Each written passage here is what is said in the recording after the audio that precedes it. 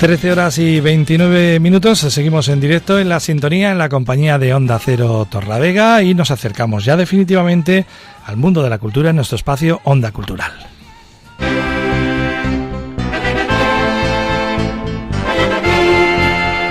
Luis Alcines, buenas tardes, bienvenido. Hola Fernando, buenas tardes. Nubes y sol en Torrelavega, aunque en la costa hay bastante niebla. Vamos a hablar hoy en este espacio de historia, de memoria, y lo vamos a hacer con una persona que ha tenido una polídrica, plural actividad a lo largo de su trayectoria en el ámbito social, político y cultural. Alguien que, aunque no es de Torrelavega, nació en Santander, sin embargo ha estado históricamente muy vinculado a través de muchos proyectos y a través de relaciones personales con nuestra ciudad. Me refiero a Ramón Viadero. Ramón, buenas tardes. Hola, buenas tardes. Decía que no has nacido en Torrelavega, naciste en Santander, pero has tenido desde hace mucho tiempo relaciones personales, aparte de proyectos de los que luego vamos a hablar, relaciones personales muy importantes con amigos nacidos en Torrelavega. El caso de Fidel de Mier, Emilio de Mier, Piti Cantalapiedra, Gloria Ruiz, incluso también escritores, poetas. Manolo Gutiérrez Aragón. Hablaremos de ello, claro, por supuesto, sí. Bueno, el motivo de que estés aquí, que motivos das continuamente muchos para poder hablar contigo y para entrevistarte, pero el motivo fundamental es que se está elaborando un archivo J.R. Saiz Viadero. La pregunta es: ¿en qué consiste este archivo J.R. Saiz Viadero? Bueno, esto mejor te lo podrían contar a quienes están desarrollando esta tarea, que es bastante ardua y afortunadamente a mí ya me coge bastante lejos y bastante cansado como para poder introducirme en ese mundo.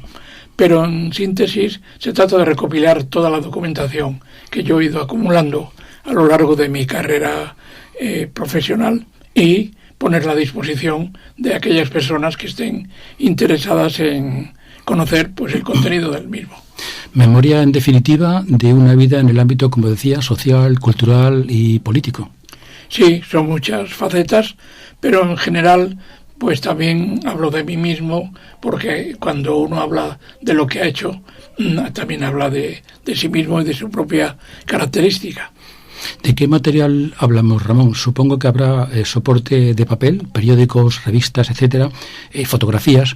Habrá también, me imagino, documentos sonoros y últimamente, como se están incorporando los medios digitales, habrá también fílmicos y medios digitales archivados. Efectivamente, hay un peso muy importante en papel que luego ya se está pasando ahora al material ya digital. Y luego también estamos con documentación, en general una documentación bastante extensa, porque no solo lo que yo he podido recopilar para desarrollar mi propia tarea, consultar, etcétera, sino también ha habido bastante gente que me ha entregado documentos que creían que se podían perder si no fuera porque alguien los preservara. Entonces ha sido una manera de impedir que eso se destruyera completamente para la historia. Y finalmente también, como yo he intervenido en algunas producciones cinematográficas, pues también hay películas. Es a lo que me refería, ¿no? Tu pluralidad y tu diversidad en los ámbitos en los que has estado relacionado, arte, literatura, poesía, etcétera, incluso cine, da para mucho material. Y los que quieran conocer no solamente tu trayectoria, sino todas las personas que han estado vinculadas a proyectos en los que tú has colaborado. Yo, así de memoria, recuerdo, vinculado a Torrelavega, la creación de la librería Puntal 2, la creación del premio literario José Luis Hidalgo, probablemente el premio literario más antiguo que hay en este momento en Cantabria, además de ámbito nacional, la edición de los libros ganadores precisamente del premio José Luis Hidalgo, el de Enrique Ferrer, por La oscura región de vuestro olvido, poeta de Torrelavega, o también el libro de Salustiano Masó. Tienes que ver con la publicación de los primeros libros de Dolores Portilla, por ejemplo, la inolvidable novela Sinda, en Narraciones 70, esa colección de relatos que era el premio Concha Espina y que, por cierto, en esa colección es donde aparece publicado, que yo sepa, el primer relato, el primer texto de Gutiérrez Aragón. Y también recuerdo de Gloria Ruiz, Versos de hambre y de muerte, la antología Poetas de Cantabria hoy, o los libros de psicología del psicólogo Ubalde Merino. Sí, es una faceta muy amplia y además es una faceta que de alguna manera se ha ido compaginando, porque como te darás cuenta, tenemos como punto de partida unos nombres que son amigos amistades que fui desarrollando. Esos nombres necesitaban dar salida a su expresión, de alguna manera literaria o científica incluso. También necesitamos un lugar donde poder reunirnos, porque Galería, la Sala Puntal 2, no solamente fue librería y sala de exposiciones, sino también un lugar de encuentro y actividades. Y un lugar donde se desarrollaban conferencias y presentaciones de libros, ¿no? Y finalmente, pues todo esto ha generado después una documentación que es la que ahora se está tratando de poner al alcance de investigadores. Y por supuesto, además de recordar una exposición que tuvo lugar en el Museo de Bellas Artes, cuando tú, siendo concejal del Ayuntamiento de Santander, eras el concejal que estaba, digamos, dedicado al museo. Concejal delegado. Y ahí se hizo una exposición de pintores de Torrelavega, que yo creo que fue la primera vez que muchos de los pintores de nuestra ciudad estuvieron en Santander. Pero hay que añadir artículos en la prensa y artículos no solamente en libros individuales, sino también en libros colectivos. Y has dedicado artículos, y ahora sí recuerdo a los que has dedicado los estudios a la obra de Gutiérrez Aragón, pero también has escrito mucho sobre Mauro Morida, sobre Emilio Amer y sobre poetas de nuestra ciudad. Efectivamente. Siempre se nos olvida la prehistoria de todo esto, que es mi llegada a Torrelavega con motivo de la participación de un proyecto en marcha que era la Asociación Cultural Prometeo, y necesitaban a alguien que les asesorara en materia de cineclub. Me recuerdo un ingeniero que estaba entonces en Solvay, que era Mateo Jaume, que no era de aquí, pero estaba aquí destinado, que fue el primer presidente, pero hay que hablar también de Pedro García Solana y de otras gentes. Adolfo Pajares Compostizo recuerda, cuando se hizo un ciclo evocador de lo que había significado Prometeo, en una de las conferencias recordaba perfectamente cómo tú venías, hay que decir, desde Santander a Torrelavega con las copias de la película que se iba a proyectar. Sí, no solo las copias, que las pirateábamos, porque generalmente eran cogidas para otros cineclubs con más medios económicos, y entonces al día siguiente se proyectaban aquí. También traíamos la cámara, la cámara de 16 milímetros.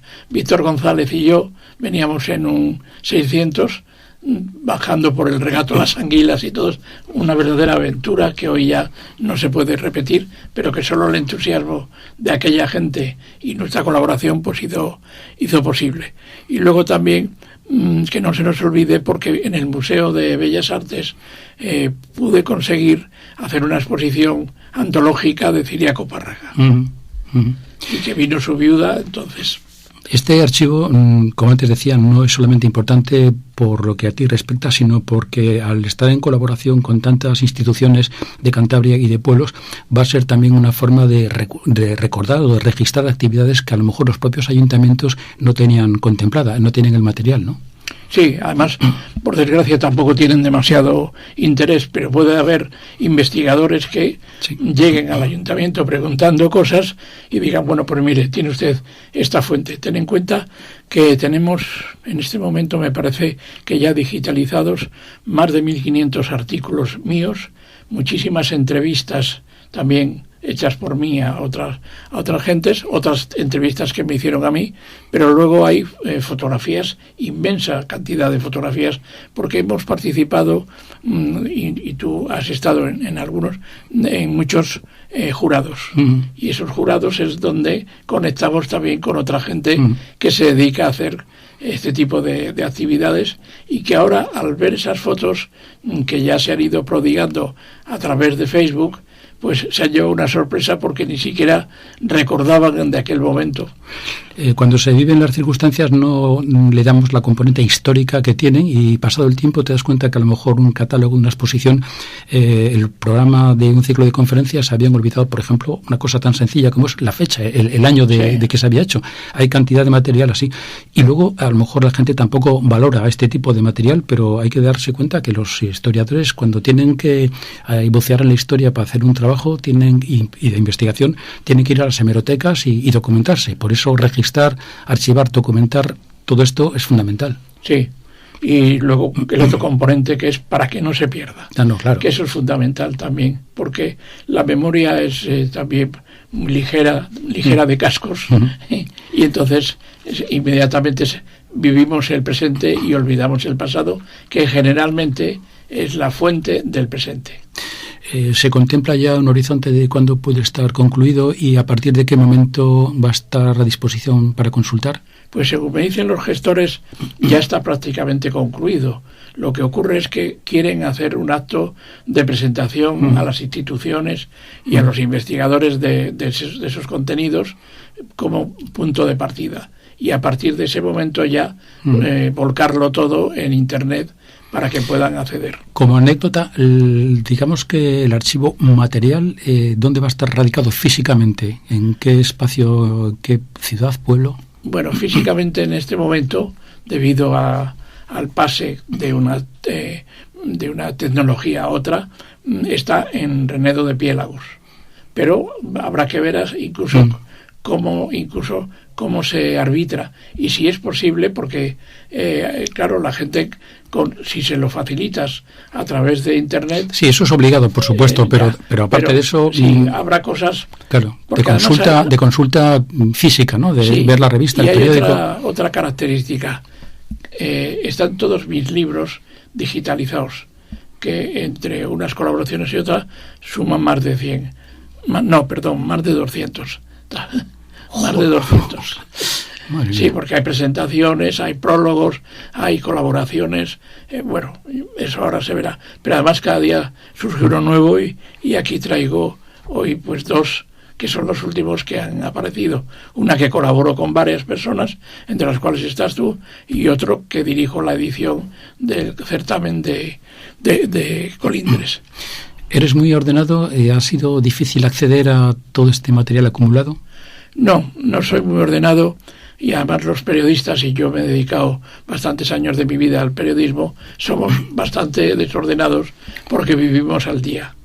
Y además somos un poco saqueadores de la documentación.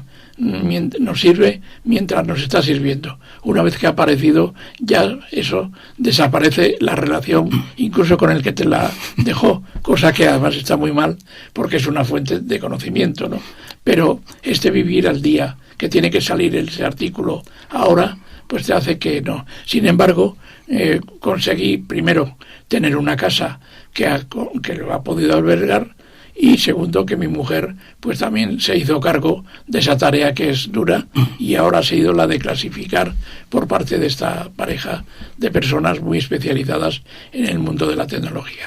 Y eres muy sentimental, ¿te provocan emociones o nostalgias contemplar al hilo de esta recuperación, cuando estos 2 amigos están ahora recuperando y ordenando el material y te consultan un nombre, un dato o algo? ¿Te da algo de melancolía, nostalgia contemplarlo? Siempre hay algo de melancolía en todos nosotros cuando vemos tanto papel y uno se pregunta, ¿tanto papel para qué? No, pero luego ya te das cuenta cuando te consultan, cuando te recibes propuestas de la otra esquina del mundo a través de Internet, de información, de colaboración, etcétera, te das cuenta del valor que ha podido tener eso, que tú no le has dado importancia y que ahora forma parte también de la educación sentimental. Parece, yo creo que evidente, de cajón de sastre, de cajón de tabla, que un archivo como este casi necesite paralelamente unas memorias. ¿Lo contemplas? ¿Has escrito ya algo referido a unas posibles memorias? Hay algunas memorias inacabadas que se fueron publicando en artículos y se han recuperado ahora, que son mis primeros 50 años. Entonces eso se publicó en el año 85 y hoy sirve todavía. En casi todo el material que yo he hecho hay algo de memoria. Las guías que he hecho de Santander, de Cantabria, etcétera, todo eso hay bastante memoria. Pero no descarto la posibilidad de hacer unas memorias contempladas desde la altura de los 80 años, que ya hay una visión mucho más completa. Y más serena, ¿no?, de la vida. Sí, más serena y a lo mejor también más decadente. Se ha hablado mucho en Cantabria al hilo del fallecimiento de algunas referencias culturales, el caso de Manuel Arce o de Piti Canta la Piedra, de un archivo. ¿No sería necesario, y en algunos casos incluso una fundación, no serían necesarios más archivos como el tuyo de aquellas personas que con una travesía en el ámbito social, cultural, político, se recuperara ese material y que estuviera coordinado de manera que se tejise una red clara de relaciones, de situaciones, de cosas? Existe el archivo histórico, pero todo el mundo sabe que no tiene los medios suficientes ni siquiera para dar a conocer el material que tiene. Pues Ramón, enhorabuena por este gran proyecto que está ya casi concluyendo, el archivo J.R. Saiz Viadero, donde van a aparecer referidas, relacionadas muchas personas de Torrelavega. Gracias por estar en Onda Cultural. Pues gracias a ti por vernos una vez más.